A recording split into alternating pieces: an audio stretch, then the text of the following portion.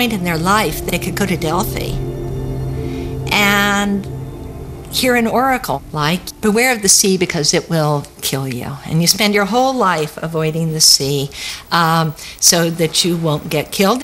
Then one day you're in an aquarium and a tank bursts and you drowned in this seawater, in this saltwater aquarium, or something more sensible than that.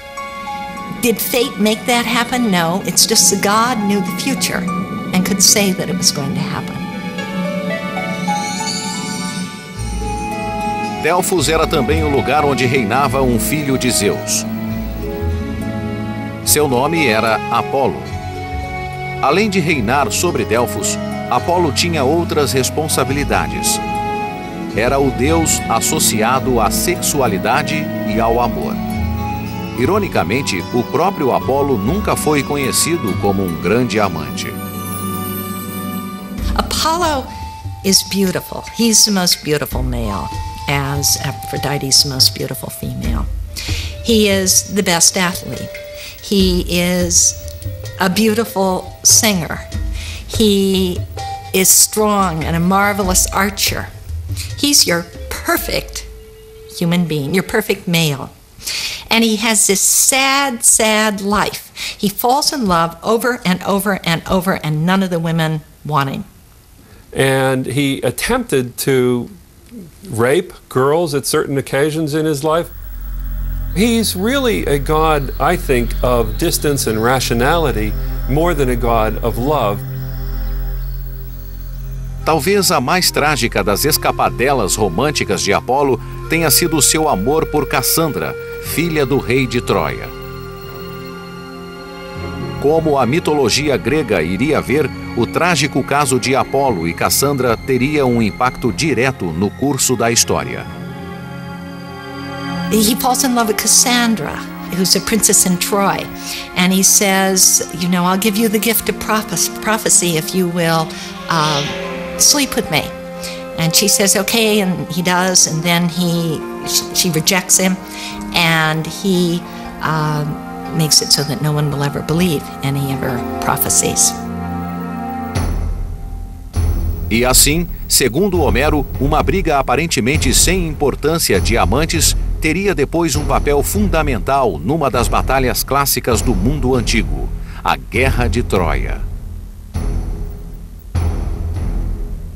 The Greek stories of Homer told of a glorious day in which all the Greeks actually did one thing together.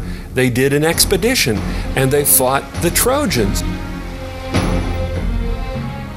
Segundo Homero, o conflito começou quando Paris, filho do rei de Troia, raptou a bela filha de um rei grego. Furioso com o rapto, o rei e seu irmão reúnem todos os líderes do mundo grego para empreender um ataque a Troia. Durante 10 longos anos, eles mantêm um cerco à cidade, mas sem resultados. Troia era uma fortaleza, mas não era impenetrável. Então, um general grego chamado Odisseu veio com um plano que ecoaria através da história.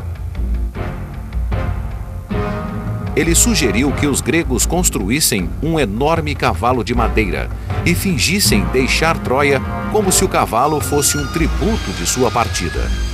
Mas Helena, a princesa grega que havia então se apaixonado por seu raptor, conhecia bem o seu povo e suspeitou de uma armadilha.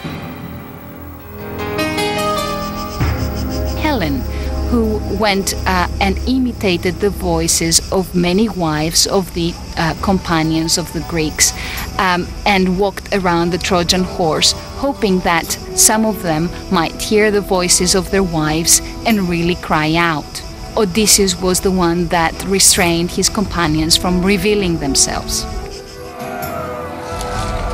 Assim, a tragédia aguardava os troianos insuspeitos. O cavalo é levado para dentro dos muros da cidade. Mas eles têm ainda mais uma chance quando Cassandra, a troiana que rejeitou as investidas do deus Apolo, tentou avisar seus companheiros cidadãos. Another warning came from Cassandra, the Trojan princess. She had been given the gift of prophecy by Apollo in exchange for sleeping with him, but in the end she refused, so Apollo made sure that nobody would believe in her prophecies. Dessa forma, o deus Apolo se vingou de Cassandra, a mortal que o havia desprezado. Foi a desgraça dos cidadãos de Troia. Depois de muito festejarem e celebrarem, os troianos pegaram no sono. Tarde da noite, encobertos pela escuridão, os exércitos gregos voltaram. Dentro da cidade murada de Troia, Odisseu e seus homens saíram furtivamente da barriga do cavalo de madeira e abriram os portões da cidade.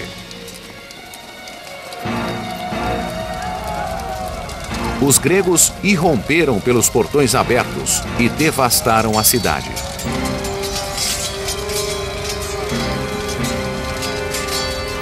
Mas a vingança não faz amantes melhores. Apolo continuaria sendo um fracasso nos assuntos do coração. Contrastando totalmente com Apolo na área dos romances, havia outro deus que presidia sobre Delfos: Dionísio. Dionysus, on the other hand, is a guy you'd expect to have a lot of luck with the ladies. He's a god who is a god of the vines, he's a god of wine, he's a god of vegetation, he's a god of the sea. So he's a god who's been described as a god of the fluid element, a god of fluidity. And I think that's an excellent description because he's a god who can induce madness on the individual. Your mind can turn to a fluid mush if you're under the influence of Dionysus, whether it's through drink or through some religious ecstasy. Strong emotion is Dionysus, formal expression is Apollo. Of course, that idea, which is as well known as the division between classical and romantic, is no longer valid. Yet, the idea of relating Apollo and Dionysus was one that was quite pertinent in antiquity. During the 3 winter months at Delphi that Apollo was absent, Dionysus replaced him. Dionysus is the god of civic disorder, but also the god of imperial democracy, whereas Apollo is the god of civic order. Assim sendo, como era geralmente o caso dos deuses da Grécia Antiga, a história tem uma moral. Nesse caso, a lição reside no próprio contraste entre Apolo e Dionísio. Dionysus is a god who is worshipped by women and is worshipped in the countryside and leads women out of their homes, away from their looms, to the tops of mountains where they dance all night and carry torches, and men thought drank a lot. We think about Apollo as the god of reason, as the god of order. On his temple at Delphi, there are all these things. It says, nothing too much, Medinagon, nothing too much, moderation in all things. Enquanto os deuses amavam, batalhavam e imperavam sobre a terra e os céus, debaixo das planícies férteis e das paisagens ensolaradas da Grécia Antiga, havia um outro domínio, um lugar escuro e de mau augúrio. A seguir, o aterrador destino das almas mortas na Grécia Antiga, o mundo subterrâneo.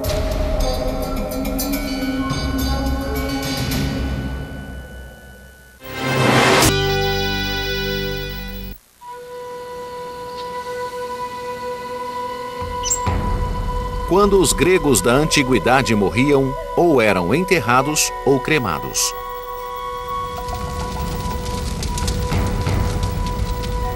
Depois da morte, havia o mundo subterrâneo, uma espécie de existência sombria, onde não havia vida após a morte consciente. Ninguém ia para o céu.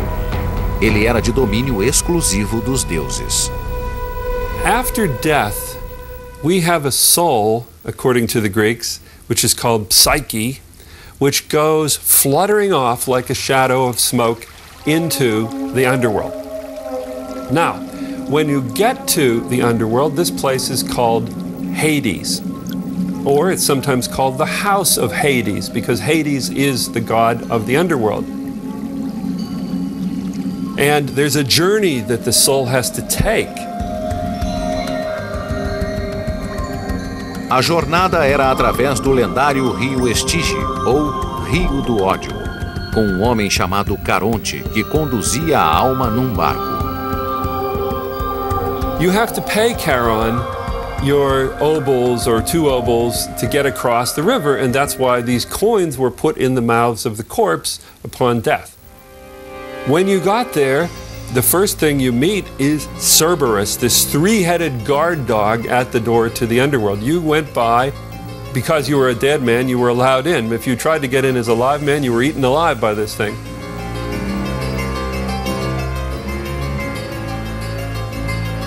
No relato de Homero, o Hades é um lugar austero e aterrador. É tão deserto que não existe nenhum templo para Hades. O mundo subterrâneo é descrito como um lugar onde o espírito humano sofre uma eternidade de sonhos vazios. Hades is terrible and inexorable, but he is not the punisher of souls like Satan in Christianity. Psyche in Greek means breath, comes from a verb psychein, which is to breathe.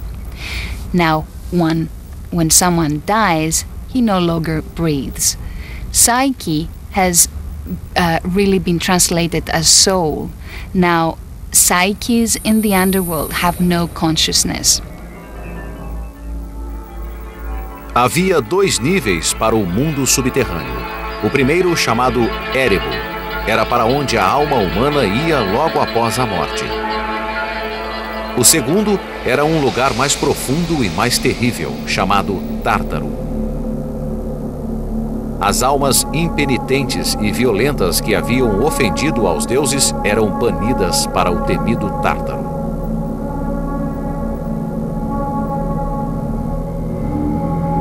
One of the most famous characters who was put into Tartarus was a fellow named Tantalus. And Tantalus was made to stand in a river with a fruit tree over his head. And he was eternally thirsty and eternally hungry, because whenever he reached to drink out of the river, the water would flow through his hands and he couldn't get it to his mouth. And when he reached for the fruit of the tree over his head, it would always move just out of reach. And so he was eternally tantalized, as we have the word from it now. E assim os deuses e suas histórias deram sentido aos diferentes ciclos da vida, e até à possibilidade de uma vida após a morte. Ajudaram também os gregos a estabelecer uma moral e um corpo ético. Na Grécia Antiga, uma das civilizações mais avançadas da época, essas histórias inspiraram depois o nascimento de uma nova forma de arte: o teatro. Escritores de peças como Eurípides, Sófocles e Aristófanes as dramatizavam, permitindo que contos épicos ganhassem vida para as pessoas através dos séculos. The relation of literature to myth and religious belief among the Greeks is a very complicated one. You have to remember that for them, literature, poetry especially, was not the preserve of an educated elite. It was not even originally meant to be read. It was publicly performed. It was accessible to everyone. They had various kinds of performances. They had oral poetry, choral dancing, drama, but they would never think of it as something like one category, and especially they would never think of reading this material. You had it performed. And therefore it's much more deeply embedded in the local culture. It's not something that only a few people do, read these works. It's something that everybody hears and sees. Alguns dos primeiros autores escreveram suas peças e poemas em torno de temas críticos sobre os deuses, algo que os filósofos condenavam veementemente.